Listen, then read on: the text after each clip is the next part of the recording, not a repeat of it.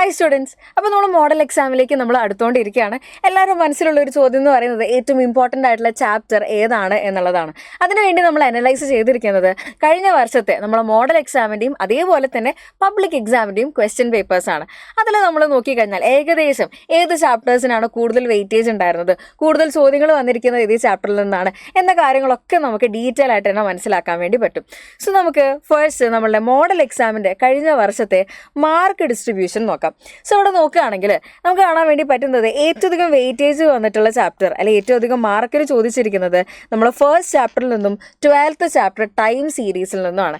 സാധാരണ നിങ്ങൾ chapter weightage നിങ്ങൾ ഓൺലൈൻ നോക്കിക്കഴിഞ്ഞാൽ കാണാൻ വേണ്ടി പറ്റുക ഇൻഡെക്സ് നമ്പേഴ്സും അതേപോലെ തന്നെ കോറിലേഷൻ അനാലിസിസും ആണ് ഏറ്റവും അധികം മാർക്കിന് ചോദിക്കുന്നത് എന്നാണ്. ഇവിടെ നേരെ വ്യത്യാസമാണുള്ളത്, എന്നാൽ പോലും ടൈം സീരീസിൽ നിന്നാണ് നമ്മൾ എസ് എ പാർട്ടിലെ ക്വസ്റ്റ്യൻ, അതേപോലെ തന്നെ കോറിലേഷനിൽ നിന്നാണ് എസ് എ പാർട്ടിലെ ക്വസ്റ്റ്യൻ ആൻഡ് ഇൻഡെക്സ് നമ്പറിൽ നിന്നാണ് നമ്മളുടെ ഒരു എസ് എ പാർട്ടിലെ ക്വസ്റ്റ്യൻ വന്നിരിക്കുന്നത്. ആൻഡ് നോക്കുകയാണെങ്കിൽ മറ്റ് ഇമ്പോർട്ടൻറ്റ് ചാപ്റ്റേഴ്സ് എന്ന് പറയുന്നത് ഡിസ്ക്രീറ്റ് പ്രോബബിലിറ്റി ഡിസ്ട്രിബ്യൂഷൻ, അതേപോലെ തന്നെ നമ്മളെ 10th ചാപ്റ്റർ അനോവയാണ്. സോ ഇവിടെ നമുക്ക് കാണാം 7 മാർക്കിനാണ് അതിൽ നിന്ന് ചോദ്യങ്ങൾ വന്നിട്ടുള്ളത്. ഇനി ഇതേ പാറ്റേൺ തന്നെയാണ് നമുക്ക് പബ്ലിക് എക്സാമിനും കാണാൻ വേണ്ടി പറ്റുന്നത്. സോ മോഡൽ എക്സാം എന്ന് പറയുന്നത് വളരെ ഇമ്പോർട്ടൻ്റ് ആയിട്ടുള്ള ഒരു സംഭവമാണ്. കാരണം പബ്ലിക് എക്സാമിന് എങ്ങനെയാണ് നമുക്ക് ക്വസ്റ്റ്യൻസ് വരാൻ വേണ്ടി പോകുന്നത്, ഏതൊക്കെ ചാപ്റ്ററിൽ നിന്നാണ് നമുക്ക് കൂടുതൽ ക്വസ്റ്റ്യൻസ് എക്സ്പെക്ട് ചെയ്യാൻ വേണ്ടി പറ്റുന്നത്, ഈ ഒരു ഐഡിയ നമുക്ക് തീർച്ചയായും നമുക്ക് മോഡൽ എക്സാമിൽ നിന്ന് കിട്ടുന്നതാണ്. മോഡൽ എക്സാമിൽ നിന്ന് പബ്ലിക് എക്സാമിലേക്ക് കുറച്ച് ദിവസത്തെ ഗ്യാപ്പ് നമുക്ക് കിട്ടുന്നുണ്ട്.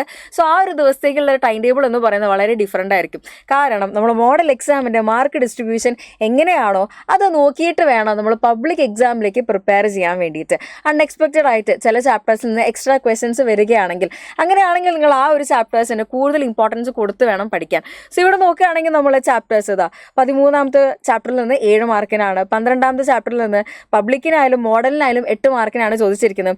എസ് എ പാർട്ട് കോറിലേഷൻ, അതേപോലെ തന്നെ index numbers, time series. Index നമ്പറിലെയും കോറിലേഷനിൽ നിന്നും എസ് എ പാർട്ടിൽ ക്വസ്റ്റ്യൻസ് വരുന്നത് സ്ഥിരമാണ്. അതേപോലെ തന്നെ എല്ലാ വർഷത്തെയും നിങ്ങൾ ക്വസ്റ്റ്യൻസ് അനലൈസ് ചെയ്ത് കഴിഞ്ഞാൽ നിങ്ങൾക്ക് ഈ ഒരു പാറ്റേൺ അത് കോൺസ്റ്റൻ്റ് ആയിട്ട് നിൽക്കുന്നതായിട്ടും കാണാൻ വേണ്ടി പറ്റും. സോ നിങ്ങൾ ഒരിക്കലും സ്കിപ്പ് ചെയ്യേണ്ടാത്ത അല്ലെങ്കിൽ സ്കിപ്പ് ചെയ്യരുത് എന്ന് പറയുന്ന ഒരു ചാപ്റ്റർ എന്ന് പറയുന്നത് നമ്മൾ correlation analysis, time series and index numbers ആണ്.